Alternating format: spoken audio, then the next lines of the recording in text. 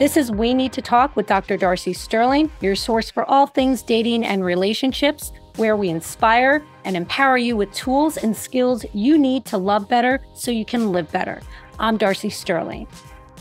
And I'm Ashton Tardif, and I am very excited for today's show. I bet you are. Have you been cobbling together all your questions on first dates, do's and don'ts? Oh, yes, absolutely. As you know, I'm newly single, and the traumatic story as to why and how was the subject of our last episode.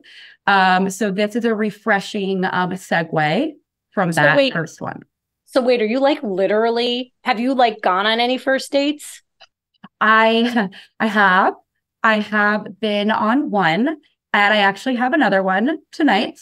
So yes, I did finally pull the trigger and go on a first date.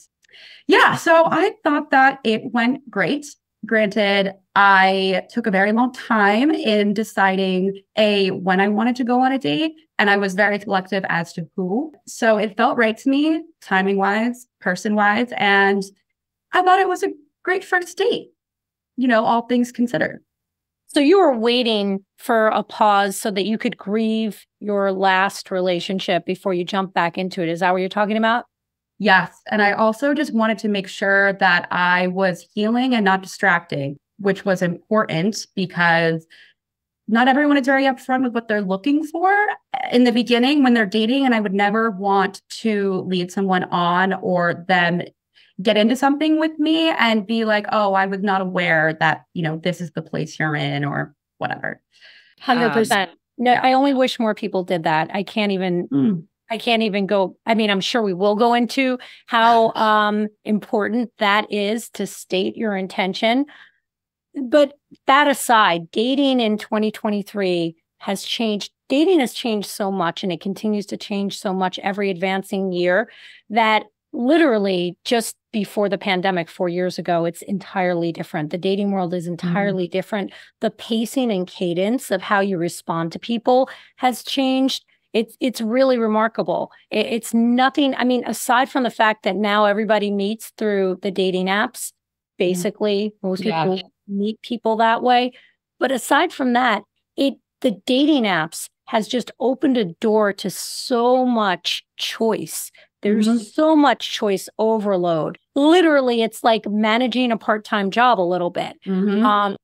I just brought several young adults through getting back into the dating scene and setting up their profiles and helping them out, figuring out what exactly is the right pacing at each point and how to optimize their profiles at the very top of the whole thing. And I have to tell you, thank God I had that experience as the global ambassador to Tinder, because I would have no idea how to guide people through this stuff. It's literally marketing. And for people who are introverted and super down to earth and not so interested in blowing themselves up and flexing how great a partner they would be, it's so difficult to do this. It is so difficult to date. And because there's such choice overload, people will sometimes pass by great opportunities with great humans because they don't know how to do it. And I'm really excited to provide some clarity around that today. I'm very excited to hear it because I am back on the dating apps. When you're single, that's, I think, one of the first moves that you do if you are interested in actively dating. And it is definitely can feel like a game. You literally are on this app just looking at people left, right, whatever. And it's really just, I found myself after being out of the game for 2 years. Where do I start? How do I, represent myself on this app in the way that I want to? So yeah, I have a lot of questions for you. So let's start with setting up your profile. Something that seems so daunting that took me personally almost 2 hours. And you're marketing and PR. Let me just state that. Yeah. So if it took you personally 2 hours, imagine what somebody else goes through. First things first, obviously it's a visual platform. So what types of photos do you recommend that people put on their profile? And does this differentiate between a woman versus a man? Or is it kind of universal? It's universal. So what the data shows us is that 3 basic photos are necessary. Yeah, and I hate even describing this. It sounds so markety. It sounds so like prefabbed, but it's the truth. The people who get the best results on across all the I mean, I can only speak for the Match Group because that's the only data I had access to, but that includes Match.com. That includes, I think they owned or bought Plenty of Fish. That includes Tinder. So 3 of the biggest platforms across the board, you need 3 basic photos. You need the headshot, you need the mid body, you need the full body. And listen, this makes sense. This makes sense. It's a little cringy. I know it's a little cringy because, like, you know, who the hell has a headshot just sitting around? And we're women. A good one. Like guys are even at a greater disadvantage because they're not taking selfies everywhere they go. Oh my God. That could be a whole nother episode. But yes. So you need continue. You need the 3 basic photos. And here's the thing. The people who do the best, that get the most amount of interaction from users, are the people who look kind of like the girl next door. Doesn't mean you can't. I mean, right. So approachable, but attractive. Right. The vampy, overly sexy photos, they do not do well. They do not do well. And when they do well, look, I'm just speaking to the data. I'm not speaking to anybody's personal, unique, anecdotal experience.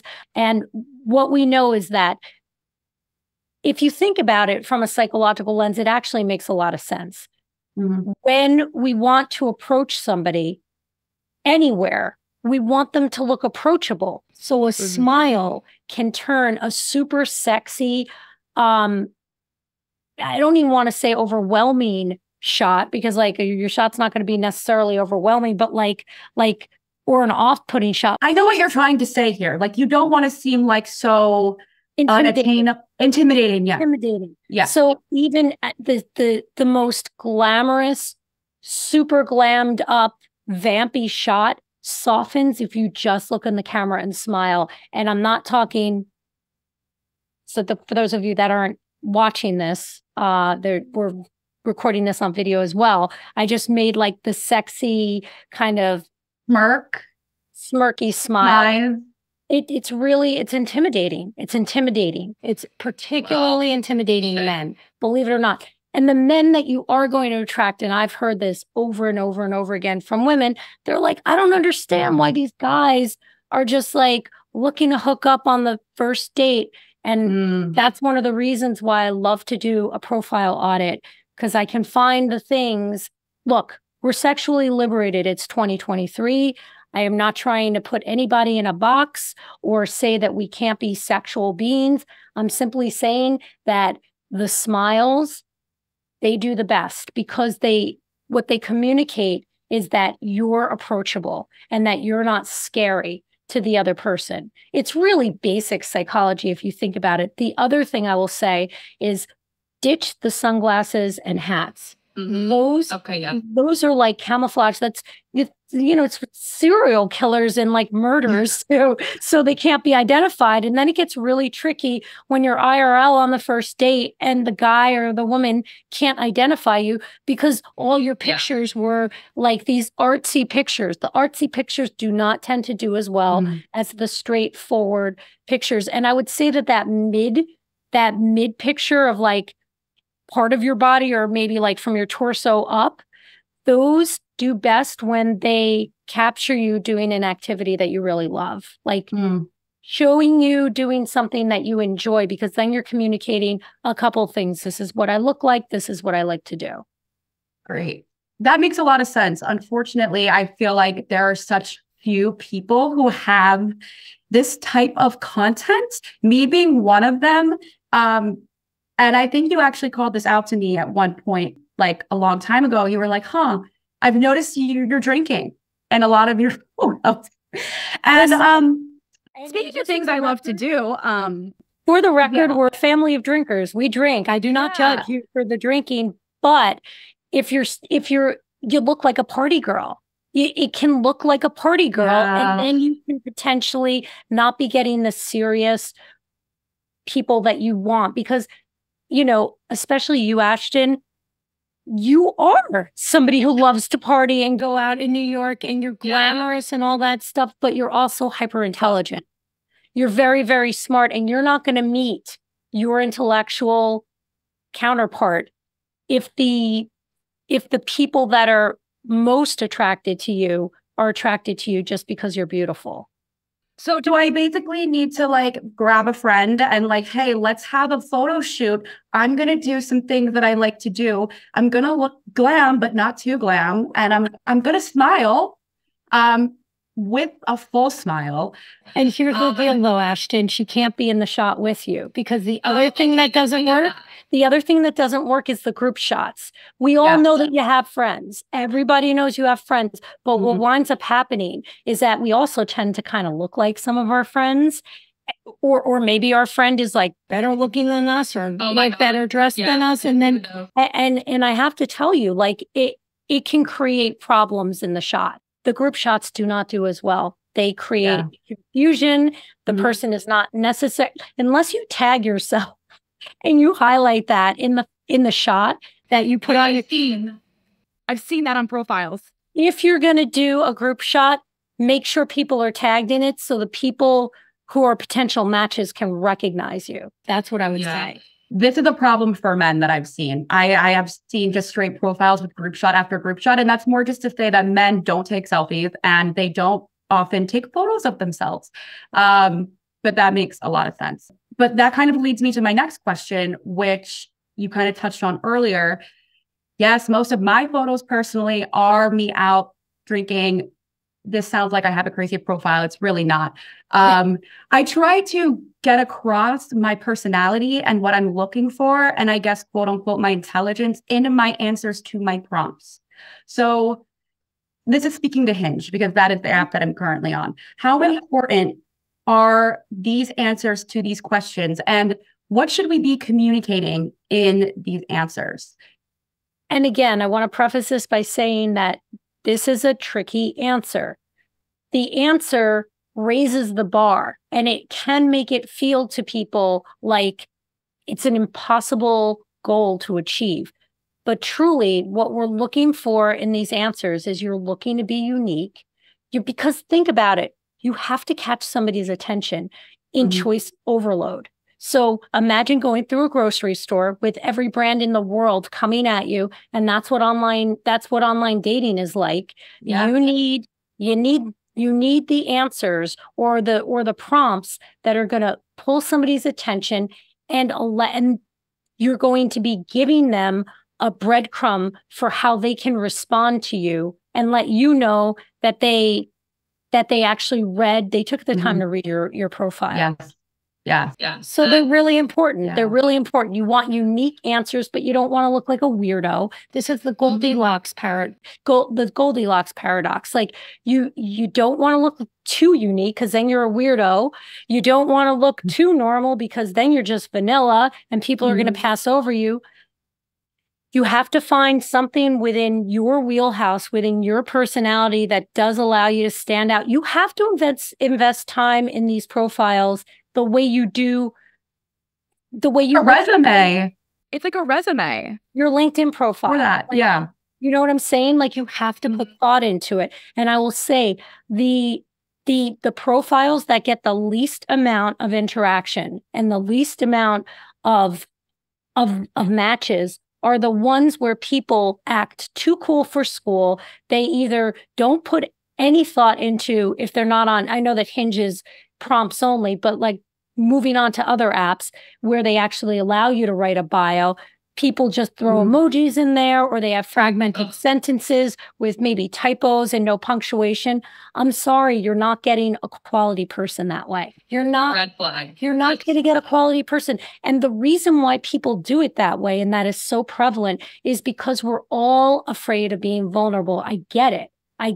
None of us want to look like we're on dating apps and like we care too much. So people look at what other people put on their dating apps. It's the same way we learn relationship skills, which is to say we learn shitty ones because we look around us and we say, oh, well, these are how my loved ones interact with each other. I'll rinse and repeat it. It's a big problem. It's a big problem for relationship skills. It's a big problem for online dating because you don't build out the proper profile that way. So it's important to look, the way you do anything should reflect who you are, I think. Yeah. So if you're somebody who really wants a literate, intelligent, emotionally grounded human being, put the fucking period after your sentence. Is that too much? Yeah, no, it is not. And that actually made me reassess when I originally set up my profile. I was reading through kind of my answers again, and I was like, are these answers that I'm answering in a way that is evocative of who I am, A, but B, of who I also want to attract? And I realized that in the beginning round, it wasn't. And I had to make some tweaks. How do you mean? So I realized that as I approach most things, interviews, first dates, when people ask me questions, I try to answer in a way that is either funny, witty, or is going to be interesting. And I found myself leaning way too hard onto the humor and sarcasm side. And I wasn't truly presenting myself in a way that I wanted to be presented or attracting people that I wanted to attract. So I think that was like a little come to Jesus moment for me, scrolling through my matches and being like, okay, what's in the water? It wasn't the water. It was me. That's so funny. But like literally, Ashton, the sarcasm does not always land when you do on strangers. It doesn't always land the way we want it to. That's why unless you're really tight with people, try to avoid sarcasm in text messages. They can lead to big problems, as you well know. Really, you're the only, you and Steph, my wife, and, Danielle and your mom, my daughter and my sister are like the only people that I would ever be sarcastic with in a text message, and not even across the board that way. Not even amounts of sarcasm. I'm careful with sarcasm because I too want to be funny. Humor is my default. It's my love language. I love ball busting. That should be included in the 5 love languages should be 6.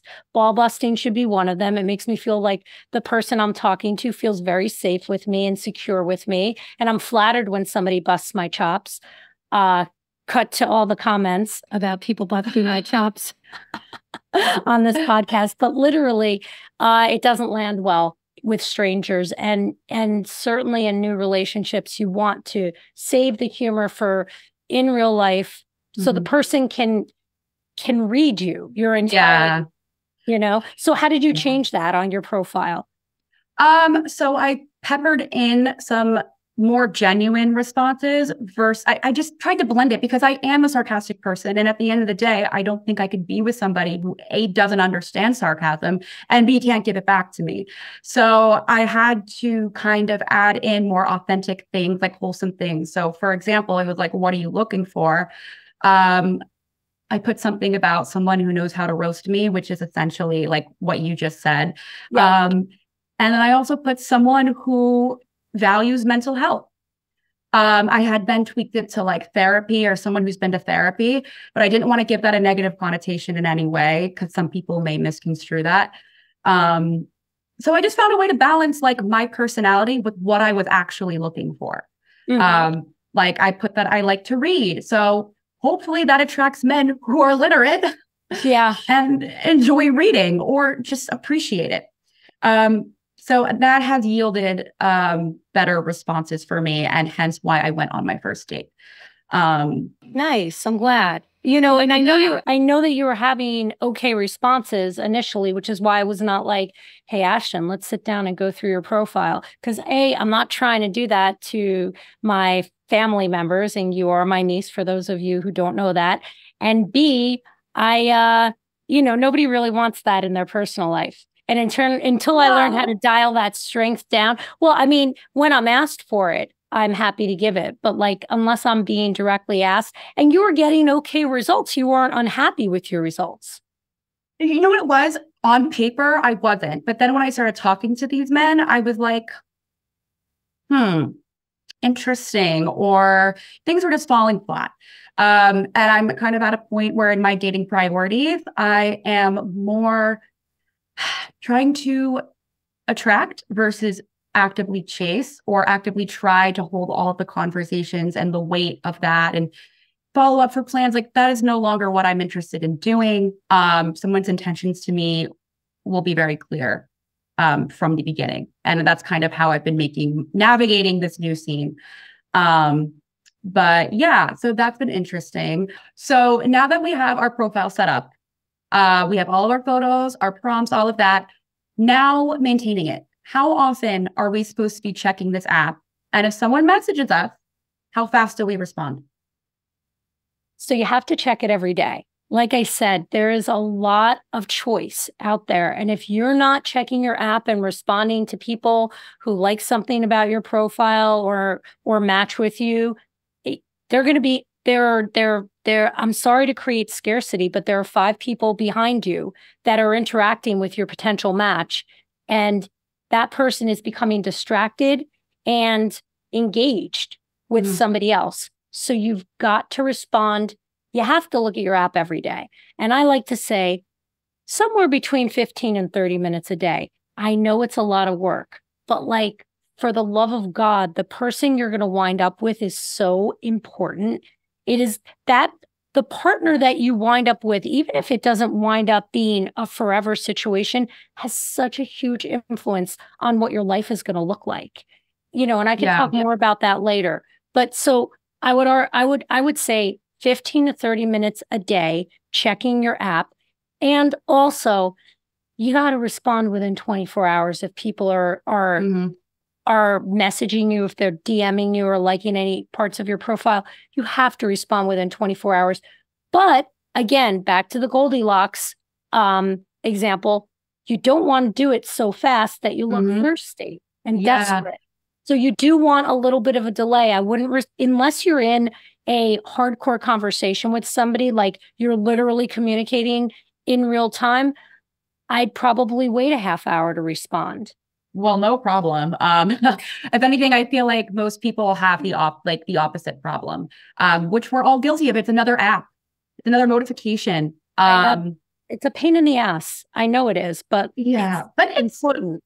If it's important to you, then you make time for it, basically. Which kind of leads me to my next question, and also something that you told me once that I thought was so interesting.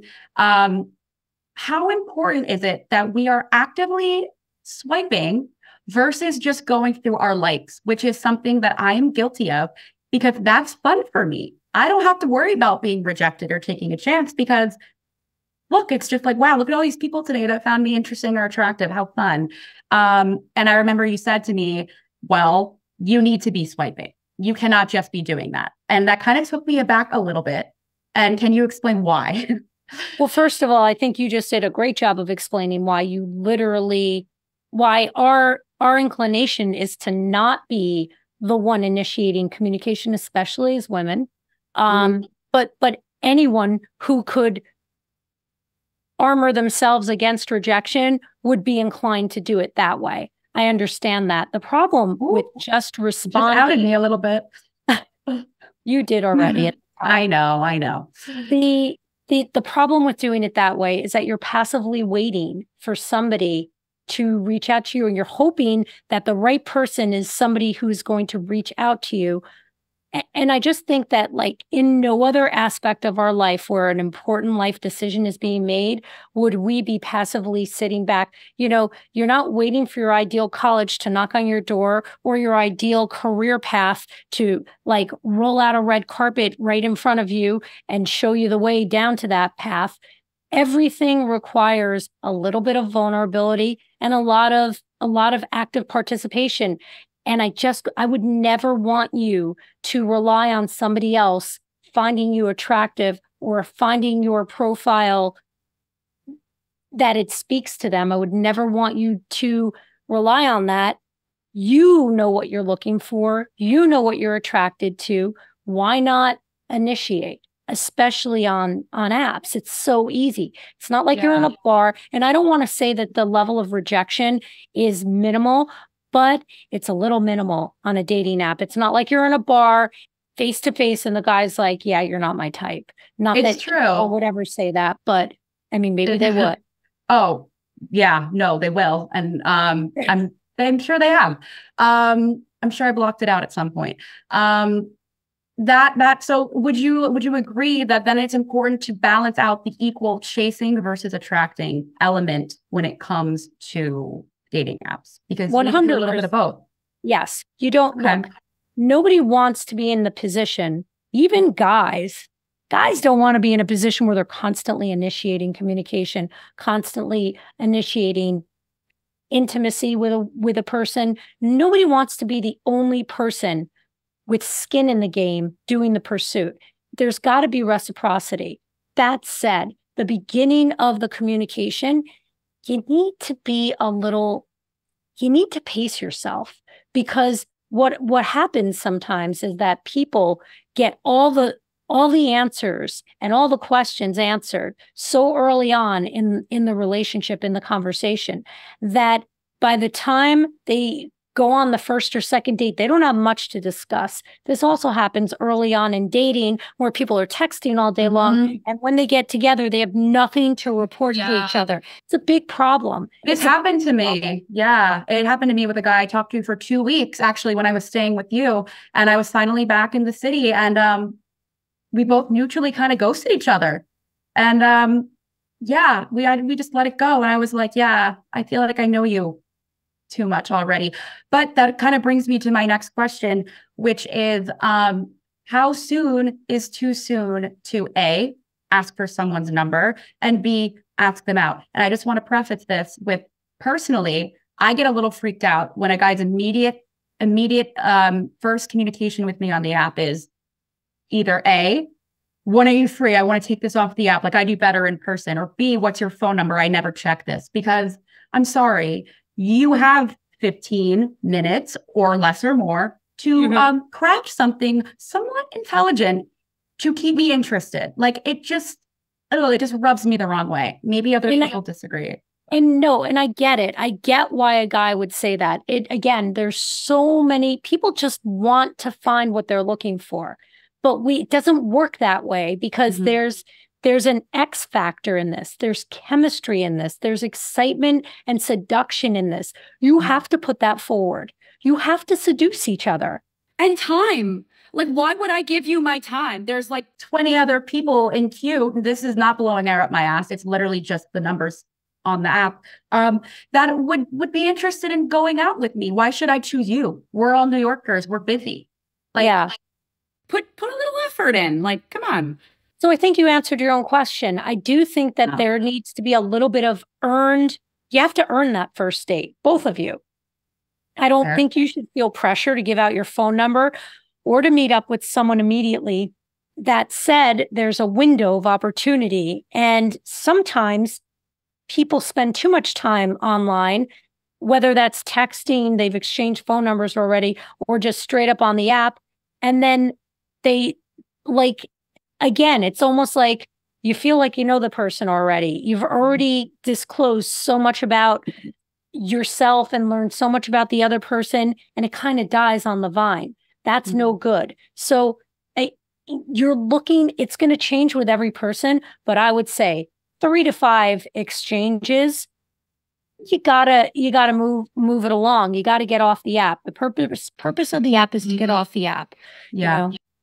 Yes, that makes sense. I'm going to be literally on this date kind of reassessing our interactions leading up to this. But obviously something worked because we're going out. How long? Wait, let me just ask. So how many interactions did you and this guy have? So we had, I would say, under 10, but we're both very talkative people. And interestingly enough, he was traveling abroad for 2 weeks and he said, hey, letting you know I'm going to be gone. However, I know how quick this world is. I know how dating works. I really want to see you when I get back. So can you at least hold a space for me in October and I will circle back? I love that. I was so impressed. Yes. And I was like, of course. I said, you know what? Sure. You've got yourself a deal. So I completely forget because it's been 2 weeks and whatever. And he followed up. And that's where I'm going tonight. And I was really impressed. So I love that. Date number 2. Candidate number 2. I'm liking this. I'm liking this a lot. No, that was perfect because can I just tell you how many roadblocks he bypassed by being direct? Communicating that to me. Versus just going on the trip and then coming back later and being like, hey, sorry, I was traveling. Like, give somebody the heads up. Give somebody the heads up. It's so easy, but it's so sophisticated as well. Yeah, I appreciated it. Sometimes the right move is quite obvious in hindsight and can be simple because you don't have to clean up a mess later. No. And I don't have to make up these theories about you in my head or, come to a jump conclusion about you. But it also was just very intentional. I really appreciate when people's intentions come across. So yeah, I do too. I appreciate that. And side note, same thing with texting. Sometimes I'll start a text and I text like a dude. I'm the worst texter. Everybody says it. I'm like short to the point. No, I tend periods everywhere. I'm quite punctual because the way I do it, I want you to understand what the fuck I'm saying. A, and B, I often don't start with the niceties or end with the niceties. It can be very abrupt and to the point. But the point I'm trying to get to, aside from the fact that I'm a terrible texter, which doesn't mean that men are terrible texters, it just means that my style of texting can land on people a little abruptly. The same thing this candidate number 2 did with you about his trip is what you have to do when you're in the middle of a text exchange and you got to jump. You need to say more later, got to jump more later. You don't have to write a whole book about why. Just say, got to jump more later. And then you bypass so much hurt feelings and so much confusion. I just did that actually with him because he's actively texting me right now and asking me questions. I was like, hey, I'm hopping on a podcast to talk about you. I'll be back in an hour. No, I didn't say that, but I did say it. God. Oh my God, that's amazing. I love that. No, I just let him know, give him a heads up because quite literally I'm not going to be able to text you back and our date is in 2 hours. God forbid he asks me a pivotal question. So yeah, that was super important to me and loved that. So speaking of dates, now let's talk about what the do's and don'ts of a first date are. And I'm going to structure this as a speed round, like a lightning-esque thing, because there are so many questions and I doubt we'll cover them all. I shall do my best to answer them in a concise way. I am not known for being able to do that, but I shall try. Me neither. And I'll circle back if I have more questions. Okay. So what are 3 questions that you recommend people always ask somebody on a first date? Okay, so you start with a doozy. Stop the fucking clock. Stop the clock. I can't do this in 30 seconds. This can't be part of a lightning round. Literally, okay, here's my disclaimer. And I touched on this a few minutes ago, but now I'm going to go into this properly. What we know about people who are in happy long-term relationships is that the stuff that the common denominators are all about shared values and principles and a shared level of emotional intelligence. And it doesn't matter what level you're at, it should just be the same level. It should just be the same level. So you got to figure out how emotionally intelligent the person is before you've got too much skin in the game, because we all know the minute you get too much skin in the game, suddenly your deal breakers and must-haves, they become moldable and negotiable, and we spin things. So you have to ask. So these are these are the most unsexy questions imaginable, and I realize that they're going to be off-putting. You got to figure this out date 1 or 2. You got to. So the first question is seatbelts. Oh God. Tell me about your last relationship. No, I thought we weren't supposed to talk about our exes on the first date. Who the fuck said that? No, you have to a little bit. You have to a little bit. Stop. Let me just elaborate on the real question. Tell me about your last relationship. I don't stop there. I say, what did you love about it and what did you not love about it? That's a fair question. It is, I guess, right? After a few drinks. I guess for all my dates, I could just link the first podcast episode for them. But yeah, you weren't kidding. A doozy, huh? And then it goes from there. So from there, why didn't it work out? I know, you're cringing. Yeah, I am. You have to fucking know why it didn't work out, because here's the thing. You have to know, unless you're in a situation like you were in, and I'm not saying this because you're on my niece, and if people are listening to this for the first time, go back to the previous episode, you'll understand what I'm referencing. But you, Ashton, it's not that you walk on water. You were blindsided by a betrayal in your last relationship.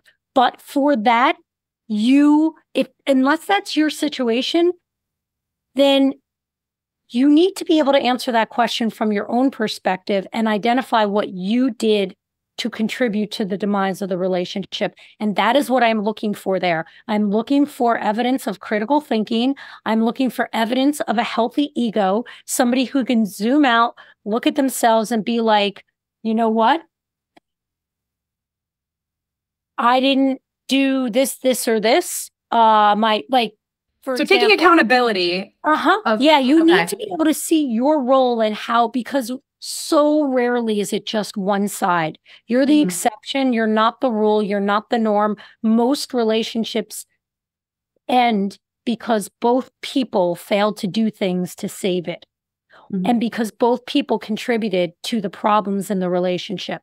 So you want to see if the person has the ability to identify their role in the last relationship. And if those two things haven't made you stop this podcast, then this last question for sure will. What have you done since then to ensure that you won't repeat that mistake in your next relationship? Wow. I'm sorry. Think about this. If you were interviewing for a job, they would of course want to look, what is one of the most common interview questions? What are your greatest weaknesses? And then the follow-up to that has to be, what have you done to bridge the gap so that weakness is getting developed into a strength or becoming less of a weakness? You have to ask the question.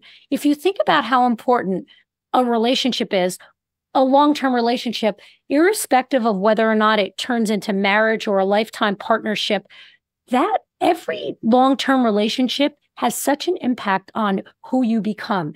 It will inform where you live, how career-oriented you are or how not career-oriented you are, what your peer group looks like, the people that you get exposed to, politics. It is one of the most important decisions you will make, is the person you want to spend a couple years with or more. And you've got to take that seriously. So you can't wait until you've caught feelings to get the answers to these questions, which is what everyone does. Everybody waits because they feel like it's going to be off-putting. We have to stop walking on eggshells around potential partners and view them through a lens of, I need to rule out people who are not right for me. So if the person answers your question with, like, the first question, they've never had a relationship, I can give that a pass depending on the age. I can give that a pass. Okay. But what I can't give a pass to is, unless you were like straight up betrayed and cheated on, if your contribution to why that relationship didn't work out is because you didn't see the red flags and you've done nothing about that. So it was all the other person's fault. And you've not done anything to fix your propensity to hide your head in the sand. You got to move on. You got to move on from that person. Right. But granted, these are questions that you should be asking if you are looking for a long-term partner, which almost makes me wonder, because it's not always clear when you meet these people. Before you ask these questions, should you be asking, what are you looking for? 100%. I didn't even know that when I went on my first date. And to be fair, I mean, I still don't know it. We still kind of talk, but he never asked me. And if he did ask me, I honestly don't know what I would have said back. So I feel like that's something that I need to stuff out. Based on what you're telling me. For sure. And what I will say is that, going back to dating profiles, you got to put what you're looking for in the dating profile. People don't. I mean, it's an option on Hinge now. It's an option. What? Do you realize how crazy that is? And I know why it happens. It's because, by and large, it's because we know that there are avoidant people or people who are commitment phobes. And we've we've learned how to work around that. And the way we work around that is to not be in integrity with what we're looking for and hoping that the person will be looking for the same thing that we're looking for when we meet them. And instead, what happens is we wind up meeting someone, catching feelings for them, 5, 6, 7 dates in, we find out they're really looking for something casual. And we've got so much skin in the game that we're not willing to extricate ourselves from it. But is it possible that, for example, I am maybe not looking for a super long-term relationship right now? That is my goal eventually. But I also know myself quite well. And it is quite possible that if I met somebody and the chemistry was there, they ticked the boxes, there were no like super red flags, it's possible that I could fall for them and I would be open to then changing my goals and what I'm looking for. And if memory, and unless Hinge has changed everything in 2 weeks, I'm pretty sure, if memory serves me, that one of the options is open to a long-term relationship. Short-term open to long-term. Right. Yeah. Short-term open to long-term things. Yeah. So indicate that at the very least. At the very least. Okay. That's fair. We have to let people know what we're looking for. We have to. And we have, because here's the other thing. Do you want an avoidant? Do you want somebody who's going to be commitmentful? So then repel them. Repel them with honesty. Repel them with honesty. So I need to grab my big girl panties and ask this man this question on this date at some point, because I did not do that on my last first date. And here I am 3 weeks later, a bit confused. I'm literally scared for you. I feel a FaceTime call happening within the next 4 hours. And hearing that all this advice blew up in your face, and I pray that it doesn't. But honestly, part of the reason, again, the same principles apply to every aspect of life. Yeah. You will repel the people you don't want by being honest. You don't want those people. You don't want to be the girl who's going to change that guy. You don't want to put in that kind of work when there's a million guys. So if they have choice overload, Ashton, you have choice overload. You have a million guys behind every match that are willing to meet you. Why the hell not grab your ovaries, put down that you're interested in a long-term relationship, and obviously that's dependent on the person showing up. Like, you know what I'm saying? Yeah. Like, you're not looking for a long-term relationship with any old person that shows their face. It's got to be an appropriate person. Which I think is why I wait to get to those harder hitting questions, because there are other smaller boxes for me that need to be ticked before I know whatever happened with your last girlfriend, like even down to like, okay, like, are you hygienic? Do you smell nice? Like, I don't know. Oh my God, you're killing me. I love that. Yes, I get it. Are you remotely funny? Like, yeah. Can you laugh at yourself? You're not going to last in this family if you can't. I love laughing at myself. Not you, the guy, the potential match. I'm saying, like, you're not. Oh yeah, you got to be able to take it. A holiday dinner with somebody who takes themselves too seriously and can't laugh at themselves. They would never be at a holiday dinner unless I accidentally dated one and wasn't aware, which I might have. I don't think you did. Okay, great. So that was your first lightning round question. Answer took 10 minutes. Go on. That was a thunderstorm question. Okay, now we'll do a lightning one. Okay. So this is obviously more for hetero people, but I guess you can speak to it on any level. Is there ever an appropriate occasion to split the bill on a first date? So it's tricky. I mean, here's what I'll say. I'll say that it's appropriate to offer to split. I think it's appropriate to offer to split. Every time? Well, keep it to a drink. That's not. Oh, okay. That's not a huge investment. Keep it to a drink. Okay. And also, if one of you is loaded, just fucking pick the tab up. Just pick the tab up. Like, if one of you is objectively, like, people know when they're loaded. Nobody's confused about that. Well, if you put your job on, like, your profile, like, I know the investment banker is going to pay the tab. Right. Like, and it's appropriate to offer to split it. It's appropriate to offer, like, here's my card. It's just appropriate, you know? So I should be offering to split? I would offer to split. Oh, that honestly is very shocking to me. Okay, well, I'll think about that one. Okay. Well, what I would do is just buy the next round. Or be like, hey, let me get you a drink, you know? Totally. Yeah, whatever you do, like you don't have to split every single drink like down the middle. No, which I would not do. I'm sorry. My time is worth at least a drink. I agree. I concur. Oh my God. Okay. All right. So, which leads me to my second question. How do you decide if there will be a second date, and whose decision is it, unless they're like outwardly like, I did not, enjoy this, or, whatever. If it's not extremely obvious, which I have been on dates before where it's not quite obvious. Right. If there should be a second date. So if they haven't repelled you and you think there's potential, I would say go in for the second date, but there has to be some potential. There has to be a little bit of, they can't just not tick any negative boxes and just be neutral. There have to be some elements of intrigue that are pulling you towards the person. And yeah, I mean, so the neutral people are a no to a second date, because I have a lot of girlfriends who I ask them how their dates are, and they say it wasn't bad. And it just seems like, and if it wasn't bad, and if there was some, if you think there's some potential, you need that second date to know. Okay, you need the second date to know. So you do a second date, but that's not a green flag to date. No. No. Not at all. You're not. No, I think the goal of the first date is to rule out people who are absolutely not a match and rule in potential. If you happen to have butterflies and like you're jumping out of your skin with excitement, that is a score, and that is ideal, but I would not expect that of potential. Some people are they're a slow warm.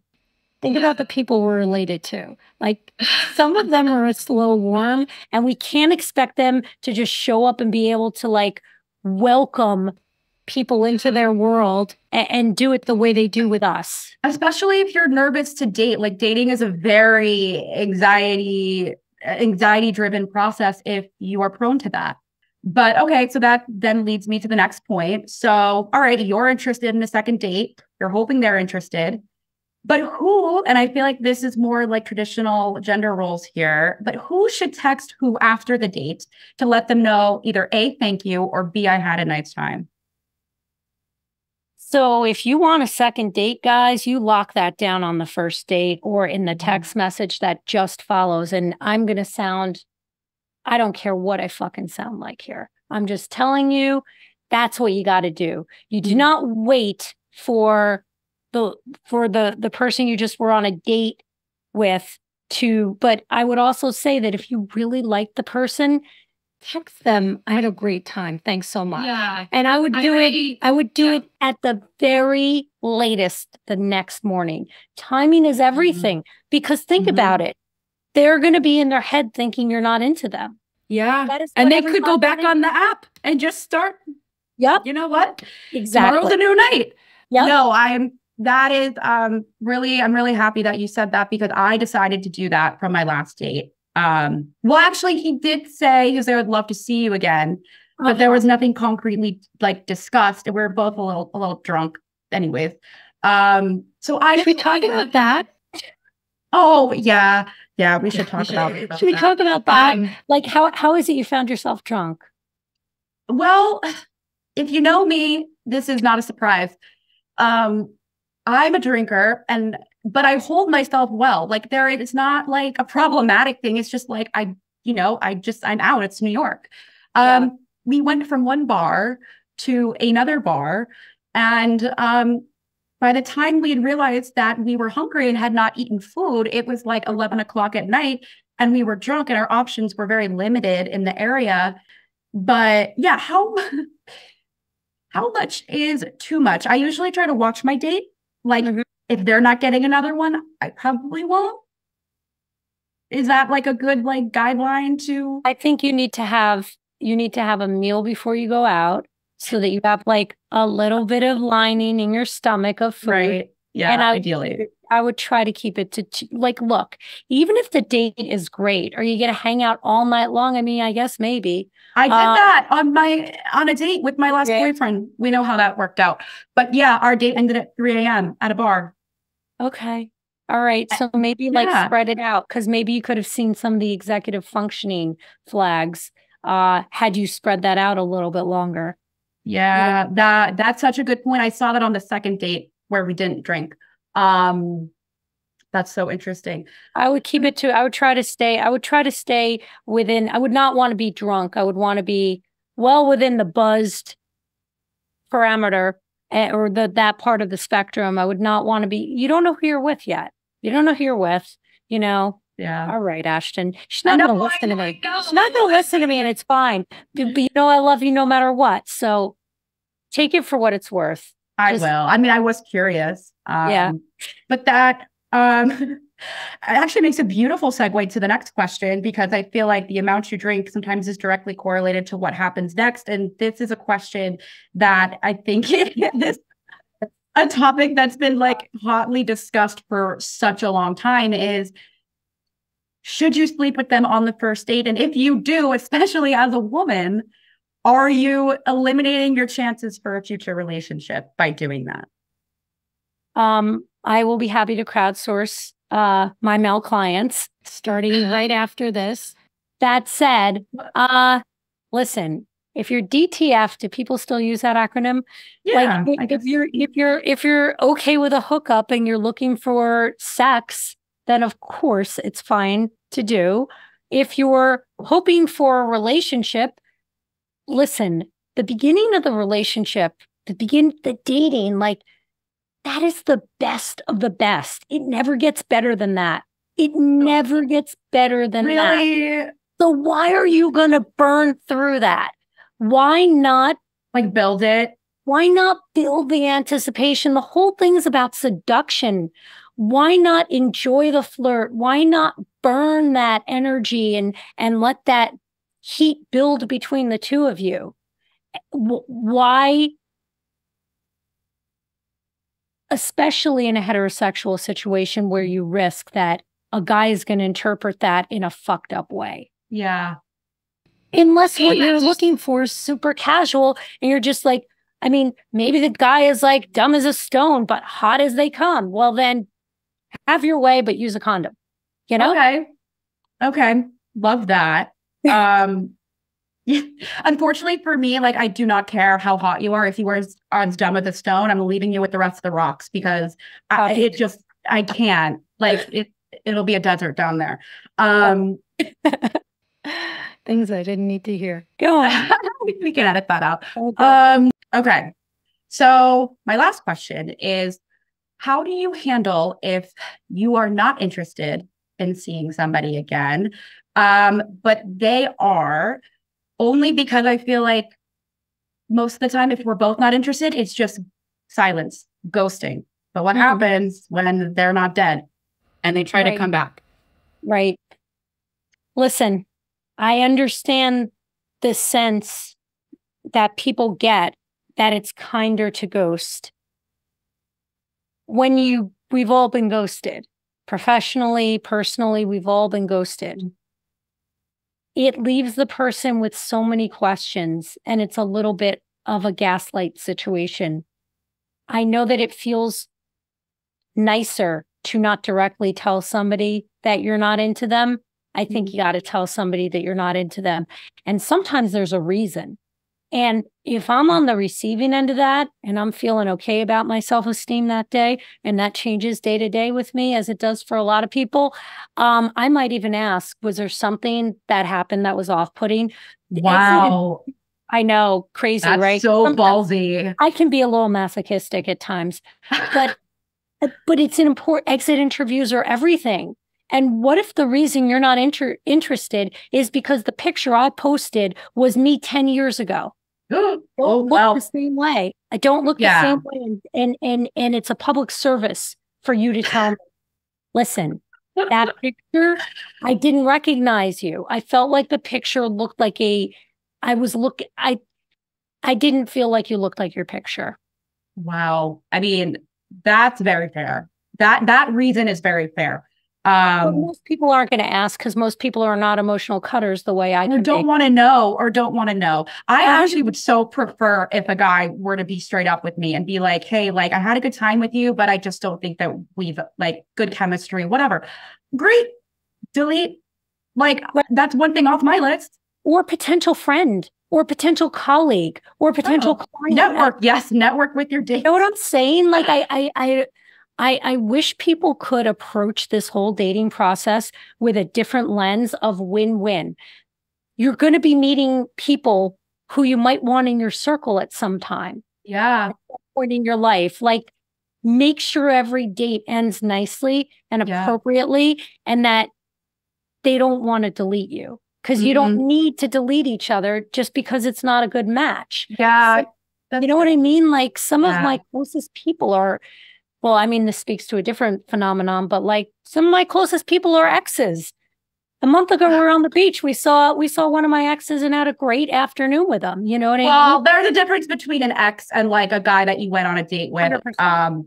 But I love what you just said because I personally, when I date, I have fun on every single date I've ever been on because I make it fun. I know usually halfway through the date how I'm feeling, but we're already out, already dressed up. We're in New York City. Let's at least try to have a good time. You know what I mean? So I do really love that. And that makes dating not scary. Absolutely. I think that you have to approach it through a lens of fun.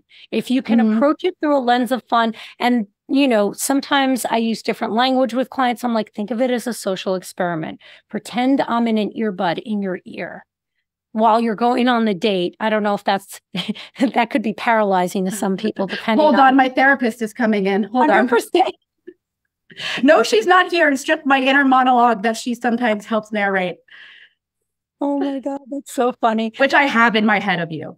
Anyway. And I am not your therapist, for the record. Never have been, never would be. But the most important thing is to approach it with lightheartedness and humor. And just, we learn so much about ourselves on dates. We really do. Just do it. Make friends, collect people who are fans of you. Collect a tribe, you know? Yeah, I totally know. I mean, if there are fans out there of myself that I don't know, especially we've been on a date, feel free to, subscribe to this podcast, but that's great. But also, who doesn't need more friends? It's true, especially in New York. You know, it's hard out here. It's lonely everywhere. It's lonely everywhere. Yeah. Collect friends, try and keep it lighthearted, try and have a diverse win-win outcome so that even if it's not an intimate, like slam dunk, there's another way that you guys, who knows if you're going to do business together at some future point, if they're going to be a contact for you, approach everyone like you're going to need them again in the future. And that way you do it right. That was a gem. All right. Yeah. Every now and then, Ashton. Okay. I love that. I'm definitely going into this date with a slightly different mindset than I had originally planned. Maybe I'll just have one glass of wine before and not two. See growth. Love that. So on our next episode, we're debriefing about our own therapy experiences as clients. And that's you, Darcy, as a therapist, dishing on the therapist you've actually had. And you are going to tell us everything we need to know about how to find a therapist, how to know if it's the right one, and what to expect from therapy in general. Because it's such a veiled process. And you don't even know what therapy is or like what it should be until you're a patient. It's so true. It should literally be, is it a requirement that shrinks go to therapy first before becoming a shrink? It's highly encouraged. It's not required. I think it should be. I'm looking forward to that conversation with you. And I'm looking forward to hearing how this date goes. I'm going to have to ask you that at the top of the next one. So with that said, would you mind reading us out? We Need to Talk with Dr. Darcy is a Sterling Standard production. Special thanks to Amanda Christiani and Stephanie Sterling. Our engineers are still us. If you like today's show, please follow us by searching We Need to Talk with Dr. Darcy Sterling. If you love today's show, please give us a rating. We'll be back on Tuesday with our therapy confession. Thank you.